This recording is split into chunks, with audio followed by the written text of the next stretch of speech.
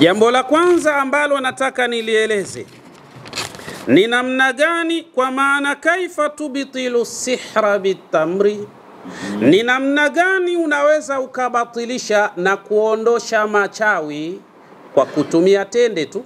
Hii tende ambayo wewe unaiona, unaweza ukaondosha uchawi. Sasa uchawi umegawanyika katika aina kadha wa kadha. Kuna sihrun thaqilun wa sihrun khafifun wa mutawassitun.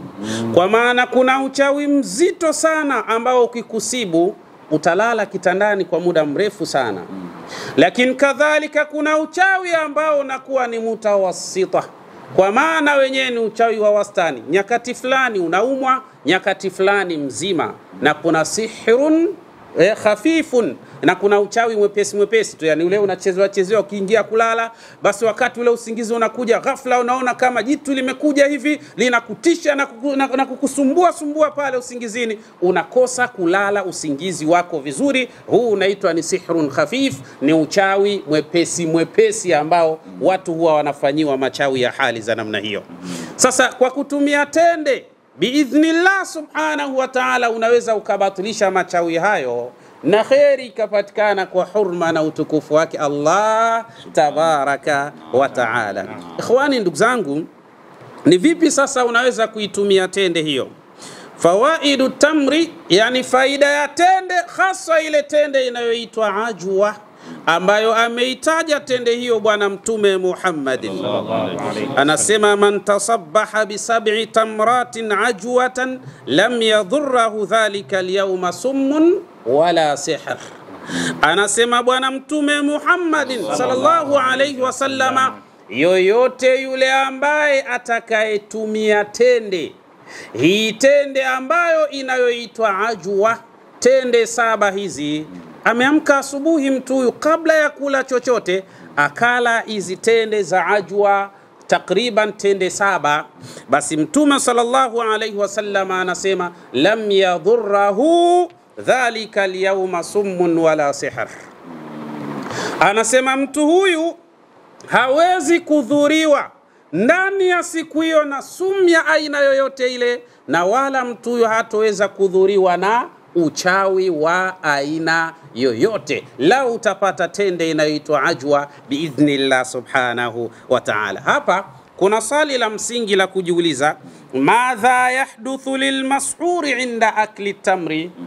Wakati huyu mtu aliyofanyiwa uchawi ukawa unaleta madhara katika mwili wake, akajikuta mgonjwa, mwili unakuwa mzito sana, akajikuta katika hali mbaya, je, kwa kutumia tende hii, anapokula tende ya ajwa, mwili unatengeneza nini ili awe katika hali ambayo ilikuwa bora biidhnillah subhanahu wa ta'ala? Kimaarifa katika mustalahati tib, katika mustalaha za tibi tunasema innal halata zarqaa التي يولدها تمر العجوة حول جسم يمنع الجن من تخطيها. Bila shaka hakika hii kuna kitu kinachoitwa alhala katika mwili wa mwanadamu. Tunapozungumza hala ni nini? Maana yake ni ishi'aatun dawiyya. Katika mustalahati za masala ya kitiba ni mionzi ambayo inakuwa na asili ya kiumeme. Yani kila mwili wa mwanadamu kuanzia sentimita 1 kutoka katika mwili wa mwanadamu yoyote au kiumbe yoyote aliye hai, bila shaka kuna kuwa na hizi hala, ni mifumo ya spaki za umeme ambao mwanadamu huyu au kiumbe anakuwa anatembea nazo. Sasa kuna hizi ishaatul mujiba, ambayo ikiwa mujiba kazi yake ina uwezo wa kuvuta yale mabaya na machafu yakiwemo mashetani na majini na machawi ya aina kadha. Lakini kuna zile ishaatu as-saliba, ambayo hii ina uwezo wa kufukuza yale mabaya yakiwepo machawi na pamoja na mashaitani na mfano wa hayo. Katika hali za namna hiyo, fa innal halata zarqa allati yuwalliduha tamrul ajwa, yasawi mwanadamu anapokula tende, basi ala ambayo inayozalishwa kupitia tende ambayo aliyoitaja Bwana Mtume Muhammad. Hii inakwenda kutengeneza ishaatul asaliba ambayo ina uwezo wa kufukuza mashetani, ina uwezo wa kufukuza majini, ina uwezo wa kufukuza mabaya biidhnillah subhanahu wa ta'ala. Sasa ni maajabu makubwa katika nyumba yako wewe ndugu yangu ukakosa tende. Ni maajabu makubwa sana. Tende inakata sumu, tende inaondosha uchawi, tende inaondosha madhara, inaondosha masihr, lakini kadhalika hata nuksi na mikosi ambayo inawezekana yametawala katika nyumba yako. Tumia tende, inshallah biidhnillah, mikosi na nuksi sasa inakwenda kuacha nyumba yako. Kama annahu ghaniyu bil fosfor alladhi yazilu shahnati almujiba allati tuqarribu aljinna min jismi alinsani. Kama jinsi ambavyo tafiti zimebaini katika tende, Allah subhanahu wa ta'ala amejalia ndani yake kuna madini ya fosfor alladhi yuzilu shahnati almujiba, madini ambayo yana uwezo wa kuondosha ile ishaatul mujiba, ambayo ishaatul mujiba ina tabia ya kuvuta machafu katika mwili. Ndio utamuona mtu anapata manuksi mengi kwa zile ishaatul mujiba, utamuona mtu anapata madhara mengi kwa zile ishaatul mujiba, utamuona mtu anakuwa hapendwi, anachukiwa kwa zile ishaatul mujiba. Lakini tende ina uwezo wa kuondosha hizo ishaatu almujiba na hivyo kutengeneza saliba ambayo bila shaka itatengeneza katika hali iliyokuwa sawa. Lakini kadhalika yustakhdamu tamru alajwa, utumika hii tende ajwa liilaji sihri walmasi bitanawuli 7 tamrati min ajwatin.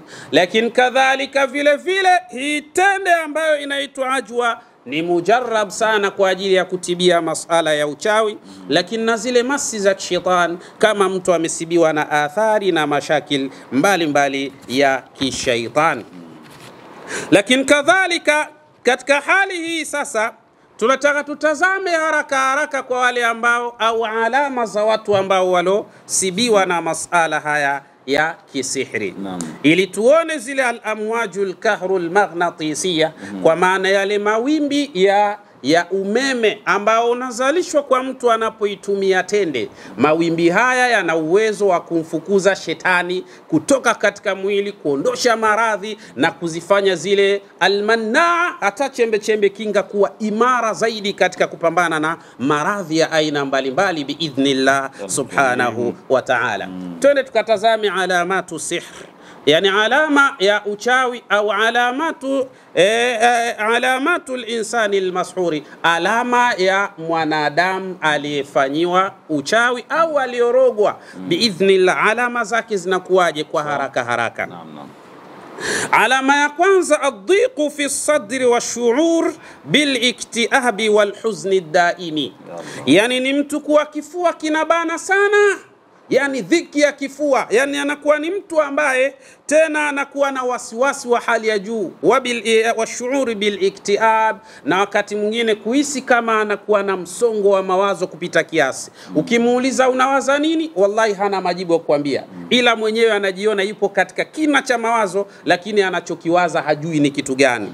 Lakini wal huzni daimi, na mtu kuwa na huzuni pale alipokaa, anaona si sehemu salama, hata kama pana usalama wa kutosha kwake yeye anaona ni sehemu imembana sana, ina dhiki sana mahala hapo. Ndio utamuona mtu anakimbia nyumba yake. Alikuwa ni mume anakimbia nyumba yake, alikuwa ni mke utaona anakimbia nyumba yake, hataki kuwa mahala hapo. Hizi ni katika ishara na alama za uwepo wa watu waliosibiwa na masala mazima ya kisihir. Lakini jambo la pili au dalili ya pili, ashurudu fi dhihni, ni kuchanganyikiwa katika akili ya mtu huyu. Utaona katika baadhi ya nyakati zinakuwa zima na baadhi ya nyakati zinaondoka. Huyu anakuwa hazbani. Maana yake ni ishara katika ishara za uwepo wa sihri. Lakini wasududu an dhikrillah, lakini kadhalika na mtu huyu miongoni mwa ishara zake utaona anakimbia katika mahala panapotajwa Mwenyezi Mungu Subhanahu wa Ta'ala. Sehemu hiyo hawezi kukaa kabisa. Utaona anakwepa sehemu hizo, anakimbia, anatoroka mahala hapo. Inawezekana huyu amesibiwa na masala ya sihir. Ndi tunataka twende tukaelekezane nini sasa mtu anaweza kufanya kwa kutumia tende biidhnillah subhanahu wa ta'ala. Lakini kadhalika miongoni mwa dalili au alama khafqanun shadidun wa mufajiun fil qalbi, ni mtu kuwa na milipuko ya hapa na pale, haraka sana milipuko ya moyo. Lakini kadhalika atakuwa ni mtu ambayo ana pressure za ghafla zisizojulikana chanzo wala zisizojulikana sababu ni nini. Anakuwa ni mtu ambaye anabadilika ghafla tu, anakuwa katika hali za namna hiyo. Lakini kadhalika rashatun au harakatun la iradiyya, lakini miongoni mwa ishara zake ni mtu kuwa yani kuparalyze ghafla. Yani kuna baadhi ya nyakati anapokaa ghafla anaona mwili unashindwa kabisa kufanya kazi yoyote, yani unapoteza mawasiliano, na wakati mwingine anafanya matendo ya bila kuyataka yeye mwenyewe. Ndio utamuona anazurula ovyo bila kutaka, utamuona anasema hovyo bila kutaka, utaona anafanya matendo ya hovyo bila kutaka. La iradia ni matendo ambayo yanasukumwa na msukumo wa ule uchawi ambao ulio katika mwili wake. Tende ajwa ni mujarrab sana katika kumaliza mashakili haya. Lakini kadhalika asabiyatul mizaj, utamuona ni mtu ambaye mara zote anakuwa ni mtu ambaye yeye anahisi anakosewa yeye, anatendewa mabaya yeye, anasemewa vibaya yeye, yani kila atakuwa ni mtu ambaye anajihisi katika hali za namna hiyo. Wa suratul ghadab, na anakuwa ni mtu mwenye kukasirika haraka sana, mwepesi wa kuchukia. Yani mnaweza kuwa wakati huo mnazungumza vizuri, mnacheka, mnafurahi, lakini ghafla hapo ikabadilika kutoka katika furaha na kuja katika hasira na ghadhabu na kuanza kutaka mapambano katika hali za namna hiyo. Ishara ya kwamba inawezekana mtu huyu amefanyiwa sihr. Lakini kadhalika ishara nyingine kuthratul wiswas, ni mtu kuwa na wasiwasi nyingi sana. Yani kila anapokaa yeye ana wasiwasi, ana mashaka. Yani mtu anaweza kuwa na mashaka hata na nguo anayoivaa yeye mwenyewe haiamini, basi hii ni hatari katika hatari za kisihri. Lakini kadhalika alkhumulu walkasl, kupuuza vitu na kuwa mvivu kupita kiasi. Hafui huyo, haogi huyo, hana haja kuwatazama watoto. Tena mtoto wake anaweza akajisaidia kaka kutwa nzima. Tatizo hilo, asaidiwe huyu mtu biidhnillah subhanahu wa ta'ala. Lakini sudaun daimun, lakini kadhalika kuwa na maumivu makali ya kichwa kinachodumu. Mara zote anakuwa hivyo. Yeye maradhi yake ni kichwa tu, kichwa jamani, kichwa. Basi ilimradi anakuwa katika hali za namna hii. Ni ishara inaweza ikakujuza hapo ulipo kuna hatari ya kwamba umesibiwa na athari na mashakili haya ya kisihiri. Sasa tende ajwa ni mujarrab sana biidhnillah subhanahu wa ta'ala. Hapa kuna hii inayoitwa haqul mujarrab. Hii haqul mujarrab, moja miongoni mwa material yaliyoingia humu ndani yake ni kupatikana kwa ajwan. Yani baadhi ya punje za tende ya ajwa ni mujarrab sana, imeingia ndani ya maandalizi ya kuandaa hii inayoitwa haqul mujarrab. Yani huu ni mjumuiko wa mimea ambayo siopungua 9. Mmoja wapo ajwa ipo ndani yake. Kwa hali hiyo sasa hii ni mujarrab sana kwa kumaliza mashakili ya kichawi. Wewe ambaye bila shaka una dalili hizi ambazo tumezitaja hapa, basi haqul mujarrab ni mujarrab kwa ajili yako biidhnillah subhanahu wa ta'ala. Al-akhi Sheikh Sabasib al-Kubra, mimi nikueleze tu haqul mujarrab. Wakati tumepigiwa simu kutokana na matukio bora au matokeo bora kabisa ya mkono wa Idi, basi kadhalika simu nyingi sana pia tunapigiwa na matokeo bora kutokana na haqul mujarrab hapa kwetu Tanzania. Lakini kadhalika huko nje ya Tanzania ndio usiseme, inafanya vizuri mno biidhnillah subhanahu wa ta'ala. Mola atujalie kabuli na ijaba. Lakini kadhalika ndugu zangu, nataka niwape sasa kodi maalum ya mambo haya. Ukiyafanya unakwenda kupata manufaa makubwa katika majumba, hasa kwa wale ambao wana uwezo wa kusoma suratu al-Quraish, kwa maana liila fi Quraish.